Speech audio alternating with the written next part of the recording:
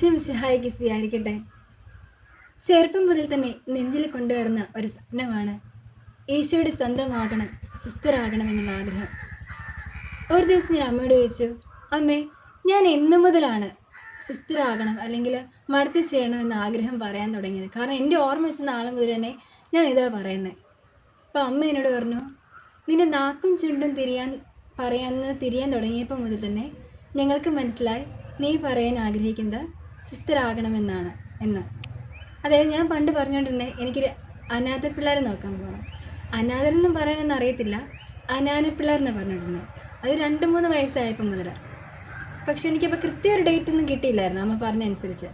ഞാനപ്പോൾ അങ്ങനെ ഇരുന്നപ്പോൾ അന്ന് ഞാൻ ഈശോയോട് ചോദിച്ചു, ഈശോയെ എന്നു മുതൽ ഞാൻ എന്നെ പറയാൻ തുടങ്ങിയത്? കാരണം എൻ്റെ ഓർമ്മ വെച്ച് കാലം മുതൽ എൻ്റെ ഉള്ളിലുള്ളൊരാഗ്രഹമാണിത്. അങ്ങനെ അന്ന് കഴിഞ്ഞുപോയി. അന്ന് രാത്രി ഞാനൊരു സ്വപ്നം കണ്ടു. ഞാൻ അച്ഛൻ അമ്മ എല്ലാവരും ഉണ്ട്. അപ്പോൾ ഞാൻ തീരെ പൊടിക്കൊച്ചാണ്. ഞാൻ കുട്ടി ഉടുപ്പൊക്കെ ഇട്ട് ഇങ്ങനെ നിൽക്കുക. ചേച്ചിയുണ്ട്, ഞാനുണ്ട്. എൻ്റെ അനിയത്തിയൊന്നും ഉണ്ടായിട്ടില്ല, അപ്പോൾ അവളില്ല അതിനകത്ത്. ഇങ്ങനെ എല്ലാവരും നിൽക്കുന്നു. അപ്പോൾ ചേച്ചിയോട് ചോദിച്ചു, അമ്മ അച്ഛൻ ചോദിച്ചു, നിനക്ക് ആരാകണം ആഗ്രഹമെന്ന് ചോദിച്ചു. ചേച്ചി പറഞ്ഞു എനിക്കൊരു ഡോക്ടർ ആകണം എന്ന് പറഞ്ഞു. അതുകൊണ്ട് എന്നോട് ചോദിച്ചു, കുഞ്ഞിപ്പെണ്ണെ നിനക്ക് എന്നെ ആകണമെന്ന് ചോദിച്ചു. അപ്പം ഞാൻ പറഞ്ഞു എനിക്ക് അനാന പിള്ളേരെ നോക്കാൻ പോകണമെന്ന് പറഞ്ഞു. അപ്പോൾ ആദ്യം അവർക്ക് മനസ്സിലായില്ല. അപ്പോൾ അവരെന്നെ അച്ഛൻ എടുത്ത് എന്നെ മടിയിലിരുത്തി. എന്നിട്ട് ചോദിച്ചു, നിനക്ക് ആരാണെന്ന് പറഞ്ഞേ? അപ്പോൾ ഞാൻ പറഞ്ഞു എനിക്ക് അനാന പിള്ളേരെ നോക്കാൻ പോകണമെന്ന് പറഞ്ഞു. അങ്ങനെ ആ സ്വപ്നം അവിടെ പൂർത്തിയായി.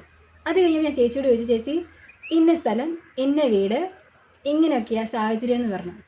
അപ്പോൾ ചേച്ചി പറഞ്ഞു, അത് നമ്മൾ റാന്നിയിലായിരുന്നപ്പോഴാണ്. അതായത് നിനക്കൊരു 3 വയസ്സുള്ളപ്പോൾ നമ്മൾ അവിടെ നിന്ന് പോകുന്നു. അപ്പോൾ അതിന് മുമ്പുള്ള സമയമാണെന്ന് പറഞ്ഞു. അങ്ങനെ എനിക്ക് മനസ്സിലായി എനിക്ക് ഏകദേശം 2-3 വയസ്സുള്ളപ്പോഴാണ് ഞാൻ അങ്ങനെ പറയാൻ തുടങ്ങിയെന്ന്.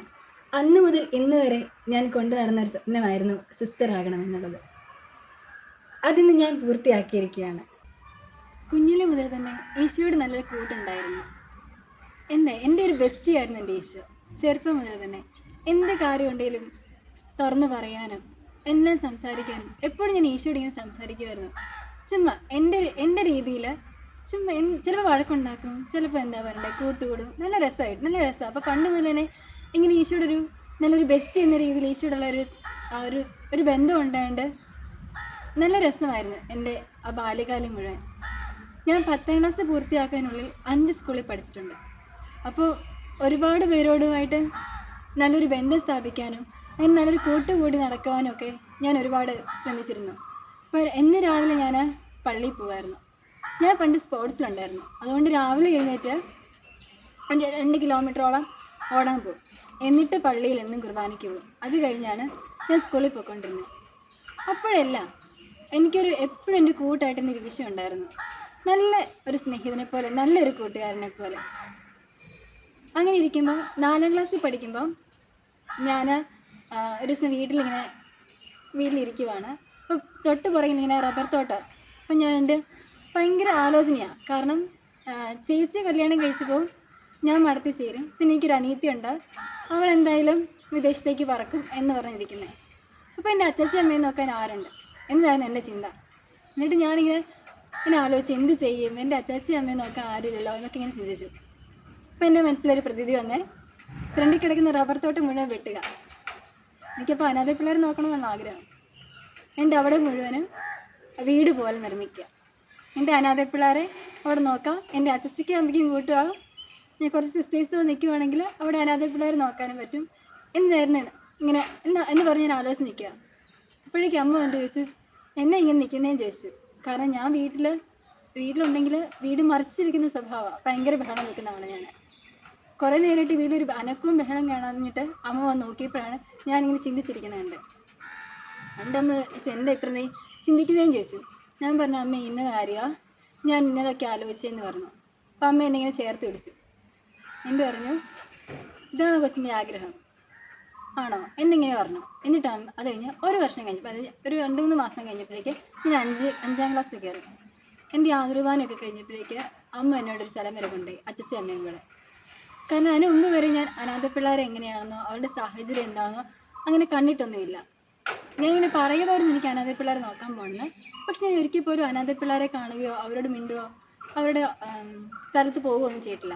എൻ്റെ 5ാം ക്ലാസ്സിൽ വെച്ച് എന്നെ കൊണ്ട് കാണിച്ചമ്മ, ഇതാണ് ഓർഫനേജ് ഇതാണ് അവിടുത്തെ പിള്ളേരെ അവരുടെ സാഹചര്യങ്ങളൊക്കെ കാണിച്ചത്. അതെന്നെ ഒരുപാട് സ്വാധീനിച്ചിട്ടുണ്ട്. കാരണം ഇവർ കാണുന്നതിന് മുൻപ് തന്നെ ഞാൻ പറയാൻ തുടങ്ങി എനിക്കിങ്ങനെ ആകണം, സിസ്റ്ററാകണം. ഞാൻ സിസ്റ്ററിനെ വരെ കണ്ടിട്ടുണ്ടോ എന്ന് അറിയത്തില്ല. ഞാൻ ആ ആഗ്രഹം പറയാൻ തുടങ്ങിയപ്പോൾ അതിന് മുമ്പേ പറയാൻ തുടങ്ങിയതുകൊണ്ട് എൻ്റെ വീട്ടുകാർക്കത് മനസ്സിലായി ദൈവത്തിൻ്റെ ഇഷ്ടമാണ്. അതുകൊണ്ട് അവരൊരിക്കലും എന്നെ വേണ്ട എന്ന് പറഞ്ഞ് നിരുത്സാഹപ്പെടുത്തിയിട്ടില്ല. പിന്നെ പറഞ്ഞിട്ടുണ്ട്, നിനക്കിത് പറ്റുമെന്ന് നീ ചിന്തിക്കണം, ചിന്തിച്ചിട്ടേ ചെയ്യാവുള്ളൂ എന്നൊക്കെ പറയാറുണ്ട്. പക്ഷേ എങ്കിലും അവരെപ്പോഴും എനിക്ക് പ്രോത്സാഹനം നൽകിയിട്ടുണ്ട്. അതായത് വീട്ടിലിങ്ങനെ ഞാൻ അത്യാവശ്യം നല്ല കുരുത്തക്കേടായതുകൊണ്ടും വീട് മറിച്ച് വെക്കുന്ന സ്വഭാവം എനിക്കുള്ളത് കൊണ്ടും അമ്മ നല്ല വഴക്ക് പറയുമായിരുന്നു. അപ്പം ഒരിക്കലും അമ്മേനെ വഴക്ക് പറഞ്ഞു. അപ്പം എനിക്കൊരുപാട് സങ്കടം വന്നു. എന്നിട്ട് അടുക്കളയിൽ നിന്നപ്പോഴും അമ്മേനെ വഴക്ക് പറഞ്ഞേ. എന്നിട്ട് പിണങ്ങി വേറെ മുറിയിലൊന്നും പോയിരിക്കില്ല. എൻ്റെ സ്വഭാവത്തിന് അടുക്കളയിലേക്ക് ഒരു കസേര എടുത്തുകൊണ്ട് വന്നിട്ട് ഞാൻ അവിടെ തന്നെ ഇരുന്നു. അമ്മ അപ്പുറത്ത് ജോലി ചെയ്യുന്നുണ്ട്, അച്ചാച്ചയും ഉണ്ട് അവിടെ, എല്ലാവരും ഉണ്ട് അവിടെ. കിച്ചണിൻ്റെ സമയത്ത് എല്ലാവരും ഒന്നിച്ചുണ്ട് അവിടെ. പിന്നെ ഞാൻ പിണങ്ങി വന്ന് അവിടെ ഒരു കസേരയിൽ അങ്ങ് ഇരുന്നു. അപ്പോഴും അമ്മ വഴക്ക് പറയുക, ഞാൻ ഇതൊന്നും മിണ്ടാതിരുന്നു. പിണങ്ങി വീർപ്പിച്ചിട്ടിരുന്നേ. അപ്പോഴേക്കും അച്ചച്ചി വന്നിട്ട് എന്നോട് പറഞ്ഞു, എൻ്റെ ഷോൾഡറിൽ ഇങ്ങനെ കൈ വെച്ചിട്ട് പറഞ്ഞു, അവനും അവൾക്കും വിശുദ്ധിയാകാമെങ്കിൽ നിനക്ക് എന്തുകൊണ്ട് വിശുദ്ധി ആയിക്കൂടാ? അച്ചച്ചൻ്റെ ആ ഒരു ചോദ്യം എന്നെ വല്ലാതെ സ്വാധീനിച്ചു. ഞാനും ഓർത്തിരുന്നേ സിസ്റ്ററൊക്കെ ആകാൻ പോകുന്നവരെ ആരോടും വഴക്കുണ്ടാക്കാൻ പാടില്ല, ചിരിക്കാൻ പാടില്ല, ഒരുപാട് കാര്യങ്ങളിൽ സ്പോർട്സ് ചെയ്യാൻ പാടില്ല, ഡാൻസ് കളിക്കാൻ പാടില്ല, അങ്ങനെയൊക്കെ ഞാൻ ഓർത്തുകൊണ്ടിരുന്നേ. പക്ഷെ അച്ചാച്ചി പറഞ്ഞ ആ ഒരു വാക്ക് എന്നെ സ്വാധീനിച്ചു. ഞാനിങ്ങനെയൊക്കെ ആയിരിക്കും, കുസൃതിയൊക്കെ കാണിക്കുമായിരിക്കും, പക്ഷെ എനിക്കും വിശുദ്ധിയാകാം, എനിക്കും ഒരു നല്ല സമർപ്പിതയാകാം എന്ന ഒരു ഉത്ബോധം എനിക്ക് അവിടെ ലഭിക്കുകയുണ്ടായി. പിന്നെ അച്ചച്ചി ഒരുപാട് കഥകൾ പറഞ്ഞു തരുമായിരുന്നു. ഈ വിശുദ്ധരുടെ കഥകളും വിശുദ്ധരുടെ ജീവചരിത്രങ്ങളും അങ്ങനെ ഒരുപാട് പറയുമായിരുന്നു. ഞാൻ പറഞ്ഞല്ലോ, ഞാൻ 10ാം ക്ലാസ് പൂർത്തിയാക്കിയത് 5 സ്കൂളിൽ പോയിട്ടാണ്. കാരണം എൻ്റെ പേരൻസ് ടീച്ചേഴ്സാണ്. അതുകൊണ്ട് അവർ പോകുന്നതനുസരിച്ച് അവരുടെ കൂടെ പലപ്പോഴും സ്ഥലം മാറി പോകേണ്ടി വരും. അങ്ങനെ 8, 9 പഠിക്കാൻ വേണ്ടി ദൈവം നിയോഗിച്ചത് രാമക്കൽമേട് എന്ന സ്ഥലത്തായിരുന്നു. ഞാനും അമ്മയുടെ കൂടെ രാമക്കൽമേടിലേക്ക് പോയി. എൻ്റെ അനിയത്തിയുണ്ട്. അതുവരെ ഞാൻ പുസ്തകം കൈകൊണ്ട് ഓർക്കാത്തൊരു വ്യക്തിയാണ്. ക്ലാസ് ശ്രദ്ധിച്ചിരിക്കും, അത് കഴിയുമ്പോൾ ഫുൾ അലമ്പ്. ക്ലാസ്സിൽ പഠിപ്പിക്കാത്രയും നേരം ശ്രദ്ധിക്കും, ടീച്ചർ പോയി കഴിഞ്ഞാൽ അലമ്പും. ഇതാണ് എൻ്റെ സ്ഥിരം പരിപാടി. പക്ഷേ 8 മുതൽ തുടങ്ങിയിട്ട് ഞാൻ പഠിക്കാൻ തുടങ്ങി. എനിക്ക് നല്ലൊരു കൂട്ടുകാരെ കിട്ടി. അപ്പോൾ അതുകൊണ്ട് അവൾ പഠിക്കുമായിരുന്നു, അപ്പം ഞാനും പഠിക്കാൻ തുടങ്ങി. അങ്ങനെയാണ് പുസ്തകം കൈകൊണ്ട് ഓർക്കാൻ തുടങ്ങിയത്. അപ്പോൾ അവിടെയുള്ള കൂട്ടുകാർ നമുക്ക് പല സ്ഥലത്തും പല സാഹചര്യങ്ങളാണല്ലോ. അവിടെയുള്ളവരുടെ സാഹചര്യം എന്താ പറയണ്ടേ, എൻ്റെ ഒരുപാട് കണ്ണ് തുറപ്പിച്ചു. അവർക്ക് വേണ്ടി പ്രാർത്ഥിക്കാൻ തുടങ്ങി. അറിയാതെ പോലും എൻ്റെ ഉള്ളിൽ ആത്മാക്കൾക്ക് വേണ്ടിയുള്ള ദാഹം എന്താ വേണ്ടേ ജ്വലിക്കാൻ തുടങ്ങിയത് എൻ്റെ ഹൈസ്കൂൾ കാലഘട്ടത്തിലാണ്. എൻ്റെ കൂട്ടുകാരുടെ ലൈഫും അവരുടെ സാഹചര്യങ്ങളും മനസ്സിലായപ്പോൾ അറിയാതെ പോലും തമ്പുരാൻ്റെ മുൻപിൽ കണ്ണീരൊഴുക്കി അവർക്ക് വേണ്ടി പ്രാർത്ഥിക്കാനും ആ നഷ്ടപ്പെട്ടു പോകുന്ന ആത്മാക്കൾക്ക് വേണ്ടി പ്രാർത്ഥിക്കാൻ തുടങ്ങിയത് അങ്ങനെയാണ്. അങ്ങനെ 10ാം ക്ലാസ്സിലെത്തി. 10ാം ക്ലാസ്സിലെത്തിയപ്പം അമ്മ സ്ഥലമാറ്റം വെച്ചിട്ടില്ലായിരുന്നു. കാരണം ഞാൻ 10 എന്തിനാ വെറുതെ ഒരു സ്കൂളൊക്കെ മാറിക്കഴിഞ്ഞാൽ പാടല്ലേ എന്ന് പറഞ്ഞ് അമ്മ സ്ഥലമാറ്റം വെച്ചില്ല. പക്ഷെ ദൈവത്തിന് ഇതല്ലായിരുന്നു. അമ്മയ്ക്ക് ട്രാൻസ്ഫർ കിട്ടി, വീടിൻ്റെ അടുത്തേക്ക് കിട്ടി. അപ്പോൾ എനിക്ക് പിന്നെ എന്ത് ചെയ്യാൻ പറ്റി, വീട്ടിൽ നിന്ന് പോയി വരാൻ പറ്റും. ആ രീതിയിൽ അങ്ങനെ ഒരു വർഷം അങ്ങനെ അച്ഛൻ്റെ അമ്മയുടെയും കൂടെയൊക്കെ അടിച്ചു പൊളിക്കാൻ പറ്റി. പലരും ചോദിക്കാറുണ്ട്, കളർഫുള്ളായ ലോകത്ത് നിന്ന് മാറി ബ്ലാക്ക് ആൻഡ് വൈറ്റ് ലോകത്ത് ജീവിക്കുമ്പോൾ സങ്കടമില്ലെന്ന്. ഞാനൊന്ന് ചോദിക്കട്ടെ, പല നിറങ്ങൾ ചേരുന്നതല്ലേ കറുപ്പെന്ന നിറം? എല്ലാ നിറങ്ങളുടെയും ബേസിക് അല്ലേ വൈറ്റ്? ഇത്രയേ ഉള്ളൂ.